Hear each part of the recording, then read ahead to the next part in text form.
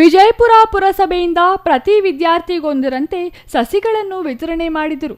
ವಿದ್ಯಾರ್ಥಿಗಳು ತಮ್ಮ ತಾಯಿಯ ನೆನಪಿನಲ್ಲಿ ಸಸಿ ನೆಟ್ಟು ಪೋಷಣೆ ಮಾಡುವ ಮೂಲಕ ಪರಿಸರ ಸಂರಕ್ಷಣೆ ಮಾಡಲು ತಿಳಿಸಲಾಯಿತು.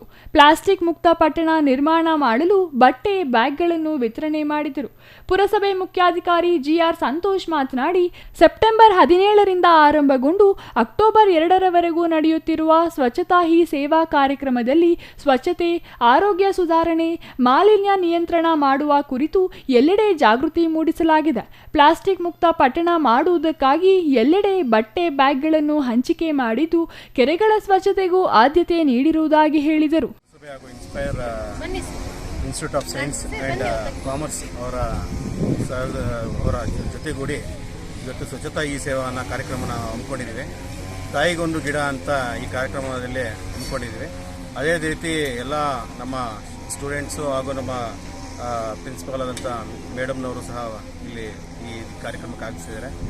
ಅದರಂತೆ ಈಗಾಗಲೇ ನಾವು ಹಲವಾರು ಗಿಡಗಳನ್ನ ನೆಡ್ಸಿದ್ದೀವಿ ರೋಡ್ ಸೈಡಲ್ಲಿರೋದು. ಈಗ ಒಳಗಡೆ ನೆಡ್ಸೋಣ ಅಂತ ಒಂದು ಕಾರ್ಯಕ್ರಮ ಹಮ್ಮಿಕೊಂಡಿದ್ವಿ.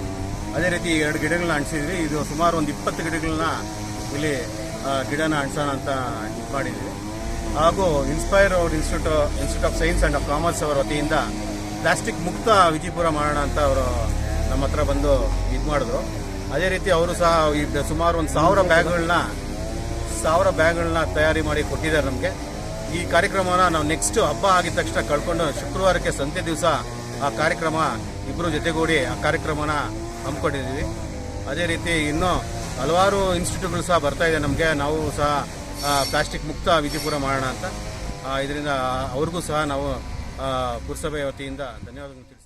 ಕಾಲೇಜು ಪ್ರಾಂಶುಪಾಲೆ ಪ್ರೀತಿ ಮಾತನಾಡಿ, ಸ್ವಚ್ಛತಾ ಸೇವಾ ಕಾರ್ಯಕ್ರಮಗಳು ಸಾರ್ವಜನಿಕರಲ್ಲಿ ಅರಿವು ಮೂಡಿಸಲು ಮತ್ತು ಅವರನ್ನು ಜಾಗೃತರನ್ನಾಗಿ ಮಾಡಲು ಹೆಚ್ಚು ಉಪಕಾರಿಯಾಗಿವೆ. ಸಾರ್ವಜನಿಕರು ತಮ್ಮ ಸುತ್ತಮುತ್ತಲಿನ ಪರಿಸರವನ್ನು ಕಾಪಾಡಿಕೊಳ್ಳಬೇಕು. ಇದರಿಂದ ಆರೋಗ್ಯವಂತ ಸಮಾಜ ನಿರ್ಮಾಣ ಮಾಡಿಕೊಳ್ಳಲು ಹೆಚ್ಚು ಅನುಕೂಲವಾಗಲಿದೆ ಎಂದರು. ಪರಿಸರ ಎಂಜಿನಿಯರ್ ಶೇಖರ್ ಮತ್ತಿತರರು ಹಾಜರಿದ್ದರು. Satish Kumar, CTV news, Vijayapura.